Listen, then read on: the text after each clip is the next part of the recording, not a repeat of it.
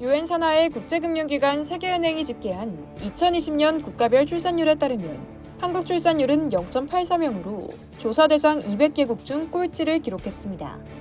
199위는 홍콩이, 198위는 서인도 제도의 푸에르토리코입니다.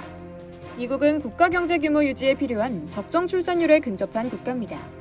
중국이 미국의 패권을 넘보지만 이는 희망사항에 불과하다는 전문가들이 있는데요.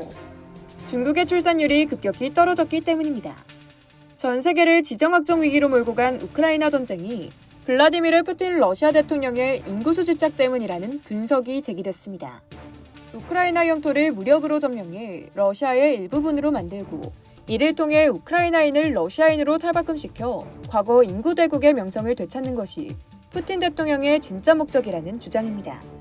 30일 니온기 기자의 신문은 러시아가 제2차 세계대전 이후 장기간 인구 감소 문제에 직면했다는 점을 앞세워 우크라이나를 침공한 푸틴 대통령의 최종 목표가 러시아 인구 확대에 있다고 보도했습니다.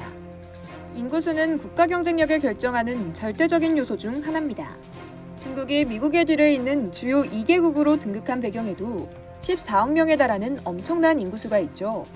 러시아는 소련 시절 전체 인구수 약 3억 명을 자랑하며 세계 주요 경제국으로 꼽혔습니다. 그러나 2차 세계대전, 소련 붕괴 등을 거치면서 인구 대국에서 차츰 밀려났는데요. 소련 시절에는 2차 세계대전 여파로 전체 인구의 10% 이상인 2,660만 명을 잃었습니다.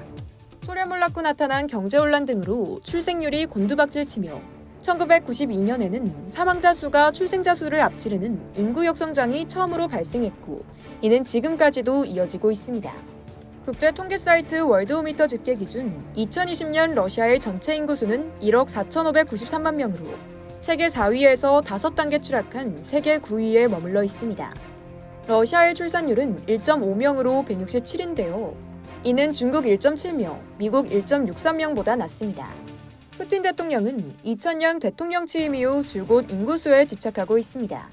국가 인구 감소를 국가 존망의 위기라고 판단한 그는 인구 증가를 국가 정책 목표 최우선 순위로 내세웠습니다. 지난 2020년 연도교서 연설에서도 러시아의 운명은 아이가 몇 명 태어나는지에 달려있다고 강조하며 출생률을 높이기 위한 정책을 적극적으로 추진할 것을 주문했습니다. 러시아 정부는 어머니 자금이란 제도를 마련해 둘째를 출산한 가정에는 주택 구매, 아이 교육 등에 사용할 수 있도록 러시아인 평균 연수입의 1.5배에 달하는 25만 루블의 보조금을 지원하며 출생률 높이기에 매진했습니다. 그 결과 러시아 출생자 수는 1998년 131만 명에서 2015년 190만 명까지 늘었습니다.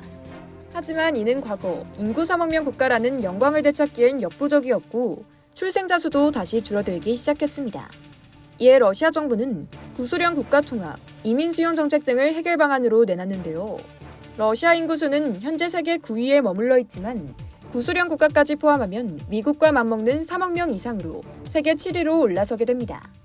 2014년 우크라이나 남부 크림반도 강제병합 선언 이후 러시아 인구수는 약 260만 명 늘었습니다. 이상 열도TV였습니다.